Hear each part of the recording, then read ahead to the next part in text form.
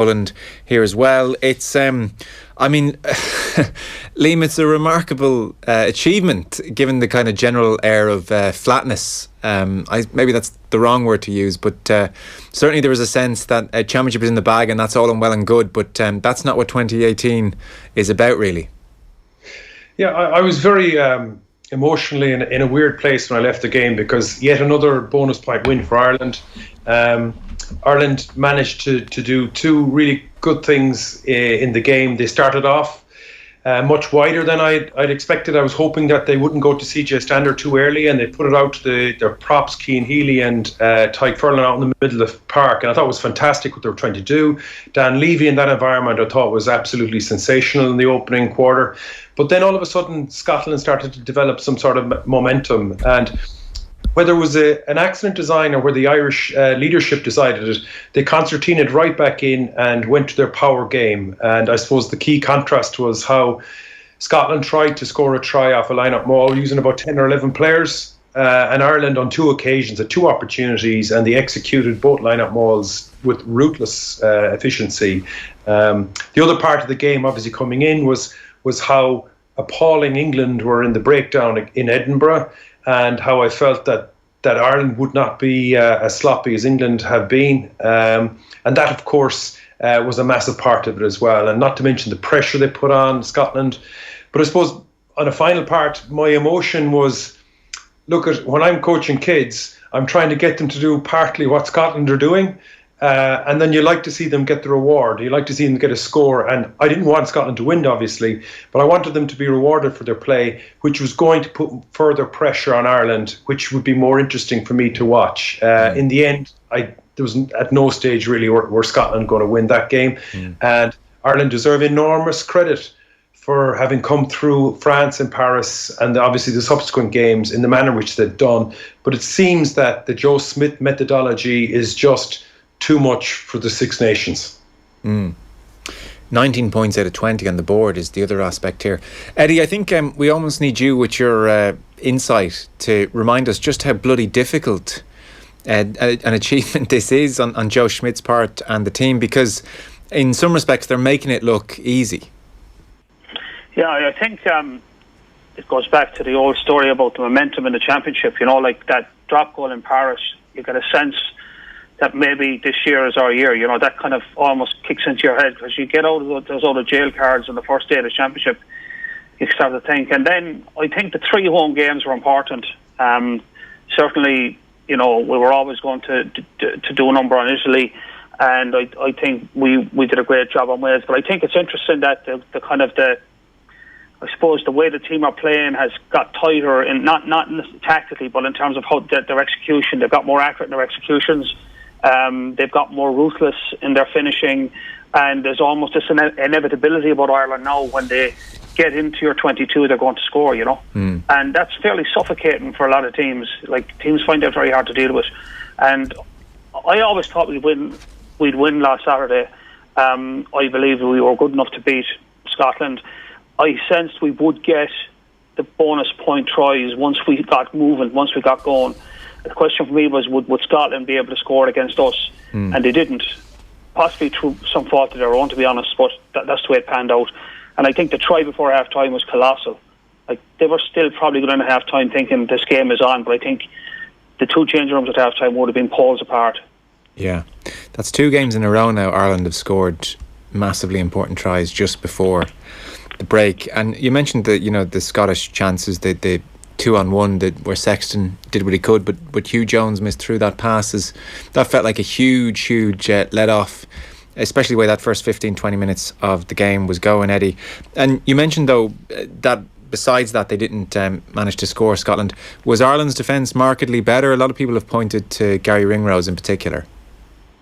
I think it was better, but I'd still be worried that Scotland had 3 or 4 really gilt-edged opportunities, and they butchered them, you know. Like, it was just bad execution on their part. The Stockdale's first try, the intercept try, was a mirror image, literally, of the Wales try. If you look at that video, if that, instead of going over the top, if he went to Stuart Hogg, I think it was curtains there. And instead, because we had dominated that first quarter, and we were 3 points to the good, which wasn't a lot for the dominance we had. Yeah. And then Scotland came back into it. And if Hogg scores there and they take the lead at that point, it gives them a massive lift. Instead, they're back behind their own post wondering what happened, you know. So that was a big moment. And then, you know, half-time, Scotland had a chance to maybe put pressure on us before half-time. They mess up and we go down and we kill them. We kill them off with that try. And I think, you know, the defence at times was, again, leaky in those outside channels. You know, there was, you know, a really good chance of Scotland left behind them. And I think, you know, if England get that space and get their like figures like Johnny May into that space, like that's probably won't end well for us. That's still a worry. We haven't fixed our defensive foibles. We just got a bit luckier last weekend, I think. Okay, so a bit luckier rather than slightly better. Well, we got off the line well. We were a little bit better, but we got a little bit lucky as well. It was a better. I think we looked less vulnerable throughout the game, but still those opportunities emerged for Scotland, and that's still a concern. I mean, I think anyone would deny that Scotland butchered 2 or 3 really good chances that could have changed the momentum of the game. To be fair to them, but they just couldn't get the job done. So that is a concern. You can't ignore it. Yeah. You know, I think there's a danger there next weekend. We might, if those chances arise for England, they might not butcher them. Yeah, I absolutely accept what Eddie's saying, Liam, and there's almost an element of deja vu here, because most Mondays and Wednesdays are across the off the ball schedule. We highlight this issue and you keep wondering when it's going to blow up in Ireland's face, and thus far they've found a way around it. How worried are you about that defensive situation going to Twickenham? Well, there's a cause and effect to everything in Joe, isn't there? And the effect that resulted in a 2v1 that wasn't converted. The cause of that was it was an Irish clearance kick, and Scotland, which we expected, upped the pace. They took a quick line out to themselves on the their right hand touch line, and 2 passes it took them to get all the way to the far side of the left hand side of the pitch, which got Jones running down the tram tracks in a chip. I think it's the speed with which Scotland are able to shift the ball the full width of the park and attack where Ireland are vulnerable. Is what's a worry. Now, whether England have that ability, and I don't know, and I don't know if they have the confidence to do that, or has the coach given them the confidence to do that. But that's any time Argentina in the World Cup, anytime Scotland have done it, when they shift the ball, 2 big passes, be it a double pass or double skip or whatever else, we seem to be vulnerable in reshaping. But every game you play, it really doesn't matter what style of rugby you play, as long as you can impose it. And it seems to me, from this remove, the only side that could genuinely out-impose their game on us would be New Zealand at this point in time. And that those questions will only be answered in time. I don't know if England got that ability to be able to switch their style of rugby so much in preparation in a short week. I'm not so sure. But every time Scotland put the double skip into us, and the same last year when we were beaten by them, we seemed to struggle. I think Gary Ringrose' defence, I think his performance, considering his lack of pitch time, was just absolutely sensational. I think he just oozes class in comparison to Jones, who came into the match obviously as the form outside centre in many ways. But there's a definite divide, and Ringrose is that type of player. I think he made some crucial reads as well as some crucial executions. So I think we're at our most vulnerable. And again, against Wales, if we turn over the ball in the opposition's kind of 10-metre line, and they shift that ball quickly, I think then that's where we're under real pressure. And Scotland, coulda, shoulda, ifs and buts. But they did. The cause was excellent. They got the ball across the width of the pitch, and they attacked where we were at our weakest. And we seem to be very slow to be able to react that. When the opposition team can transition quicker than we can, we're under pressure. Yeah. I've almost given up asking for thoughts on Joe Schmidt, Liam, but I think maybe it's worth doing it here. I asked Eddie, to sum up just how difficult it is to do what Schmidt is doing. I mean, do you want to have a few words on Schmidt and like his place in Irish sport now? I mean, he's got to be right up there, as good as any coach we've ever seen. And I mean, you even look at the caps in the squad in that Scotland game going into the weekend. You've got the likes of Aki 5, Ringrose just 11, Stockdale 7, James Ryan 6, Levy 7, Porter 5, Carberry 8, Jordan Larmour 1, into these, really high pressure situations. It seems, regardless of the personnel or regardless of the situation, 9 times out of 10, Schmidt's going to find a way. Yeah, and I think he's imposed he's like every coach has his own philosophy of the game, how he wants to play the game, and the key for him is to mould the players' skill sets around his philosophy, at the same time not asking them to do things they can't do. Yeah. And I think he's done really well in the last year, particularly with his depth. That's the first time. We all talked about that in the autumn, the depth he'd built into the squad, and he still got the 3 results in the autumn. Not too spectacularly, but that wasn't the point. The point was building the depth. Yeah. So the depth is there now, and that came to the fore in the Six Nations with all the injuries and so forth. But I think if you look at the way Ireland are playing, the one thing they're consistently doing is we're dominating possession and territory in every game. In every game of this championship, we've dominated possession and territory. Again last Saturday. And we have this, I suppose, this ruthlessness now of converting territory and possession into points, by and large. The only game we didn't do it in was France, and it nearly cost us. But if you go down over the last 3 matches, we have dominated and we have converted. Like we tore Italy to shreds, but we expected that. But we scored 4 tries against Wales, and we scored another bonus point win against Scotland. So he is now the team playing the way he wants them to play, and it's extraordinarily effective. It chokes the life out of the opposition, and I don't mean that in because we often use that term in terms of the style of rugby, but in terms of just suffocating the opposition out of the game, where they really are washed over. So he has his stamp now on the team, and that's the results of it. And as the team plays with that kind of style, and they're successful, and they get better, and they buy into it, it's all positive. It's all moving in the right direction. So, there's no doubt that we are, where we deserve to be, number 2 in the world at the moment. I don't think there's anybody else probably they could put their hand and say they're better than us, than New Zealand possibly. And, that includes South Africa. We've seen it off. I think we're better than Australia, and we're certainly on form better than England. But that does not mean we will automatically go on to Twickenham and win. It doesn't work like that. Yeah, well, we'll come to that. Liam, do you want to come in on that point before we move on to Twickenham?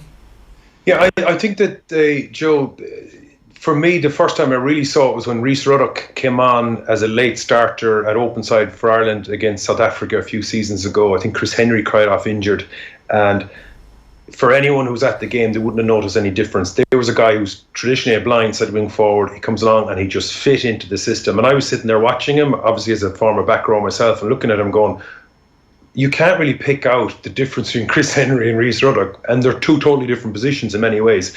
And from that moment in time, the structures that Joe Schmidt is imposing on the players, and it is torrented throughout the country and into clubs and into schools. It's just this growing like some sort of a fog around the country, and everyone is buying into it, which is wonderful. My understanding is that if you turn up for training and you don't know everything you should know, you'll be sent home.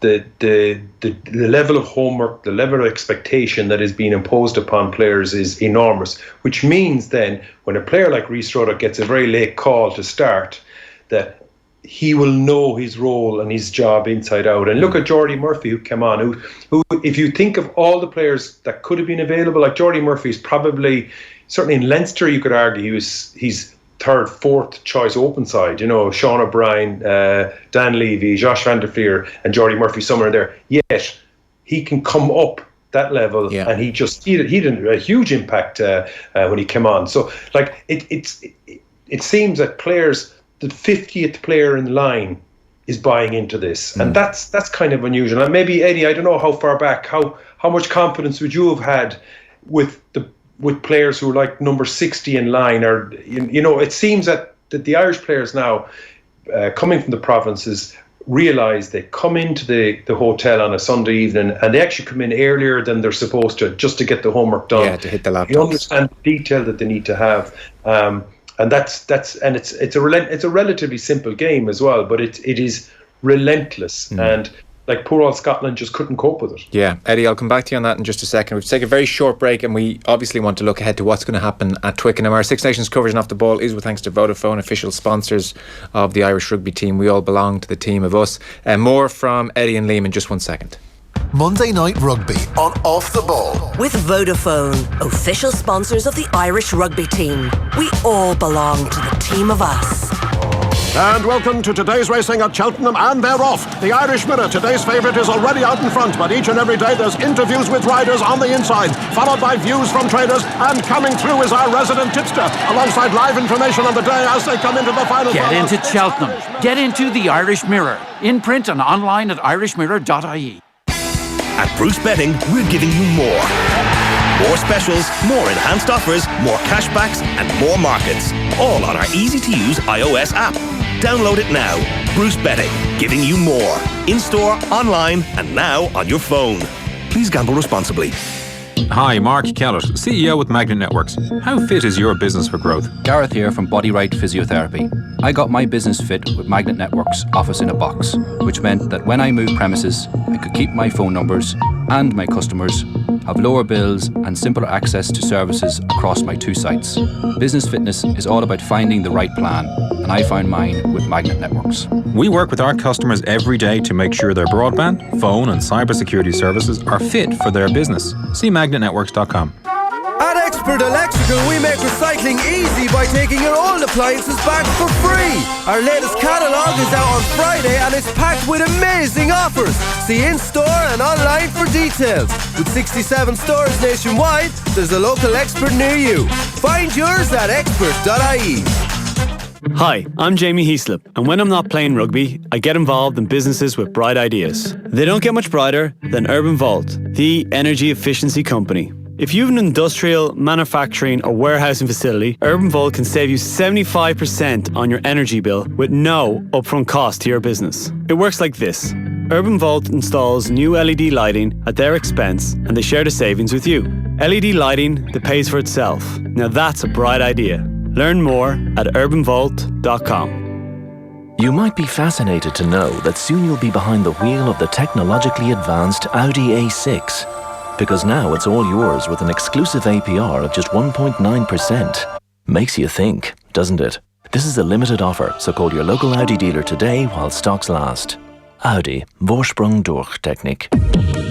Terms and conditions apply. Typical finance example. A6 2-litre TDI SE on the road €46,160. Deposit €14,099. 36 monthly payments of €399. Optional final payment €19,030. Total cost of credit €1,484, including acceptance fee €75 and completion fee €75. Minimum deposit 10%, subject to lending criteria. Hire purchase agreement. Audi Finance is a trading style of Volkswagen Bank GmbH branch Ireland and is authorised by the Federal Financial Supervisory Authority in Germany and regulated by the Central Bank of Ireland for conduct of business rules. The M&S sale starts tomorrow with up to 50% off in-store and online. Stores open at 8 a.m. M&S. Spend it well. See in-store and online for terms and conditions. Monday Night Rugby on Off the Ball. With Vodafone, official sponsors of the Irish rugby team. We all belong to the team of us. Welcome back. We've got Liam Toland and Eddie O'Sullivan on the line. So we'll turn to Twickenham and a Grand Slam decider. 1948 and 2009 obviously stand out. It's not all that routine a thing, to say the least, for Irish rugby, Eddie. So, it's hard to know where England are. Maybe one of the reasons the slightly flat atmosphere occurred on Saturday is that, well, Ireland won comfortably in the end, and then it became apparent very early on in Paris that England were not going to score 4 tries and ultimately didn't win the game. So it's hard to know how they're feeling this week. On the one hand, they might be ready to wage war on not going 3 losses on the bounce. On the other hand, you just don't know if this thing's fallen down around Eddie Jones. Well, as one word describes England this week, it's pressure. Because if they lose to us on Saturday, they will be their worst Six Nations since 2006, I think, to lose 3 matches. They've never lost 3 matches since 2006. They'd won other bad Six Nations. They won 2 and drew 1 in that time. So this is catastrophe looming for them. And that's the thing that worries me. And that, that sort of galvanising that can come around the team when their backs are to the wall and they're playing in front of their own home crowd.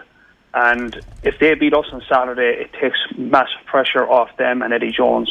They're to lose, it just heaps mountains more on them, because this world domination plan that Eddie Jones has been talking about for the last 3 seasons is now beginning to fall down around them, that's for sure. Now, they have their problems. They have problems in the back row. They don't have an open side. They have problems in their midfield. They don't know what their best midfield is. Their best 10 is playing 12. And their defence is leaky, and their confidence has to be rattled now. There's no doubt about that. So they're in a vulnerable stage, but it's one of those games they can't afford to lose, and that to me is a worry. And there's plenty of places we can go after them. I think we have better midfield than they have. I think we can beat them up at the walk again because they haven't been able to solve that. But I think there's a bigger picture in place here next weekend. They need this win to get them out of jail, get some breathing space between now and the start of next season. Yeah. And they can hit the reset button. But if they lose to us, there's no reset button. Yeah, Liam, in rugby particularly, and the Six Nations as well, home advantage is so huge, and then that can't afford to lose territory is just a really difficult combination. As Eddie says, that is surely the big worry here. Yeah, I know. Eddie actually made the point at the beginning about momentum, and clearly England don't have momentum, but I think you can just dump that argument this particular week for all the reasons that are very obvious to us. I think that the challenge that England have, as a combination of things really, I think the Lions, coming back from the Lions and getting straight into the season and the player management, all that kind of stuff, that's their problem, not ours, but still it is a problem for them. And the idea of balance, I just look at, like, I looked at detail after England, Scotland in preparation for my own this weekend for the Ireland-Scotland game, and everyone was raving about how brilliant the Scottish breakdown was, but it was good, but England's was absolutely abject. It was appalling. And can I interrupt you just briefly there, because it was, and you can develop this point. Eddie Jones was on the record pre-tournament as saying something along the lines of, to paraphrase, the way rugby is going, it used to be you'd throw in 8 forwards into a ruck, and then it went to 5, and then 4, and then whatever, maybe 3. He said, what I want to get to now is a point where just one player goes into a ruck with the ball carrier. That's the next frontier for rugby, and it seems like that has been exposed over the last 2 matches. Well, I think there's loads of times one player will suffice. But that one player who's coming in needs to read the evolving ball carry, needs to understand the environment that the ball carrier is going into. And first of all, like, I don't think England have been winning the collisions. The ball carriers haven't been carrying on their terms. And I think Vunipola missing from number 8 is a huge loss. But I think if you look at his brother Mako Vunipola, who's just a phenomenal rugby player and a handler and ball carrier, I think the first serious ball carry he made against Scotland, he received from behind the gain line. He kind of meekly brought it into contact, and he wasn't supported by white jerseys. No one latched onto him. He was isolated, and it became a cheap turnover. I think Courtney Lawes at 6. I think he's going. Is he injured for the weekend? I think, but him at 6, along with Launchbury, have just been appalling around the breakdown. Their body heights, their aggression, their latching on. I think they're confused about what the Six Nations is asking them to do around the breakdown. I don't know, can you fix it as quickly? But first of all, they need much more aggressive ball carrying, who take, and that's why I love watching Ryan in the Irish secondary. He's only 21. When he gets the ball, he's actually taking most contact on his terms, looking for weak shoulders, where the English forwards aren't doing that. And then that's torrenting into a further problem. It's conceding penalties. That's giving the opposition line-out platforms when they kick to touch. That's putting pressure back on England in a sense, and it's giving front foot ball. The flip side of that then is the balance of 9, 10 and 12. I just don't know, under those circumstances, are they the correct 9, 10 and 12 selection to be able to play that style going backwards in a way? I just don't know. So I think the big thing is we kind of probably have to keep our powder dry until we see the English team selection. Does Farrell slip into 10? And again, that's a coach's thing, Eddie.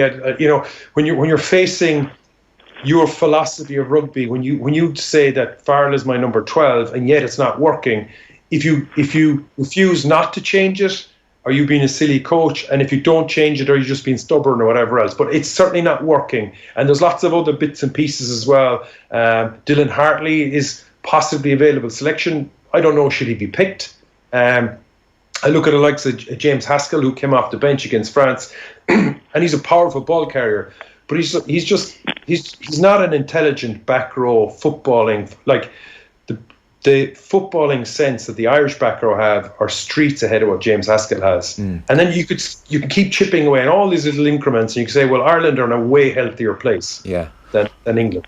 So final thoughts from both of you. Eddie, are you confident from an Irish point of view then?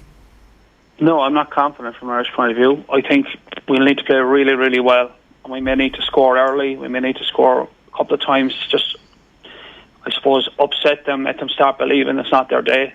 I think if they get a good performance, it'll be a real battle royal. You know, I think this was, for me, I think they all have all these problems, but no one's denying that. But I think when you're in must-win territory in front of your own home crowd, that can be sometimes enough to get the job done. It mightn't be pretty, but England won't care how ugly it is as long as they beat us next weekend. That worries me. Yeah, okay. Well, we'll get more thoughts from you at our roadshow during the week. Liam, I mean, you've painted a grim picture of where England are, and yet you also said momentum kind of, there's like a reset button for a standalone game like this. Are you confident? I would say that all the problems I illustrated there, they can paper over those cracks this week. Okay. And that makes England a very challenging prospect at the weekend. I think any time an Irish team goes to Twickenham to expect to win is a bit ridiculous. But I think I would be disappointed if Ireland's game as it stands doesn't dominate England's game as it stands and gives us a really good fighting chance for a win. Okay, Liam, thank you for that as ever. And Eddie O'Sullivan will talk to you again during the week. Short break. Monday Night Rugby on Off the Ball. With Vodafone, official sponsors of the Irish rugby team. We all belong to the team of us. Join that conversation. Text us on 53106. Texts cost 30 cent. Right. Get some air, go for a walk, clear your head, think about your future. Then, think about a pension. Talk to your employer, pension provider or financial advisor about your pension options. The Pensions Authority regulates occupational pension schemes and PRSAs and provides information to help you understand your pension. You can find out more at pensionsauthority.ie. If you're replacing windows or building a new home, ask yourself, whose windows and doors give you an unmatched 30-year warranty, 60-year